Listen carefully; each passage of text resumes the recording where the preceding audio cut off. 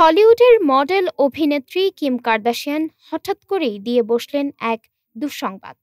অভিনেত্রীর নাকি দিনভর মাথা ব্যথা থাকে, এমনকি কোনো ওষুধেও কাজ হয় না। সম্প্রতি নিজের টিভি শো দ্য কার্দাশিয়ানসে তিনি একথা জানালেন। বিরল বিপজ্জনক রোগে ভুগছেন এই তারকা।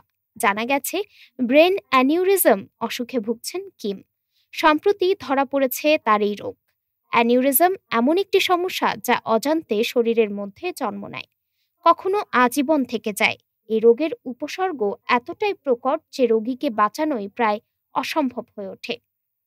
অভিনেত্রীর এই অসুস্থতার খবর দ্য কার্দাশিয়ানসের সপ্তম মৌসুমের প্রথম পর্বে বিষয়টি উঠে আসে।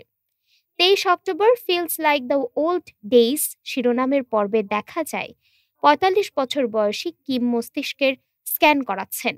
মনিটরে স্ক্যানের ছবি দেখতে দেখতে তিনি বলেন, একটা ছোট অ্যানিউরিজম আছে। এ সময় তার বোন কোর্টনি কার্দাশিয়ান বার্কার বিস্ময় বনে যান। ডাক্তারের সঙ্গে আলোচনার সময় কিম আরও জানান, তারা বলেছে এটা হয়তো শুধু মানসিক চাপের কারণেই হয়েছে।